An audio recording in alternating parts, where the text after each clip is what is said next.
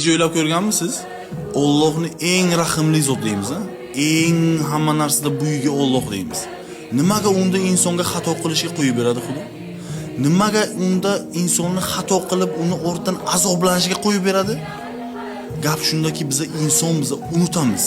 Biz unutamiz Alloh bor, bu dunyoda inson bor va ularning o'rtasida shayton borligini unutamiz. Shayton va Allohning o'rtasidagi ahdni unutamiz. Unutamizki Alloh barchasida eng buyugi ekan, ahdida turuvchilarning eng buyugi ham Alloh. Shayton bilan ahdi bor Xudo.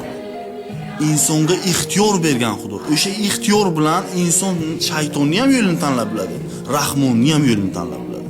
Ixtiyor bizada, lekin rahim tushunchasida hech qanaqa shubhaga o'rin yo'q. Ming shaytonning yo'lida bo'ling, ming shaytonni aytganini qiling. Birgina Xudoning yo'liga birgina qarash orqali, birgina tavba orqali barchasini kechiradi Xudo. Bundan ortiq rahimni qayerdan topasiz? Bundan ortiq rahim yo'q bu dunyoda. Shuning uchun ixtiyorni beribdimi Xudo? Tanlov o'zimizning qo'limizda. Nafas olar ekanmiz, tavba qilishga hech qachon kech emas.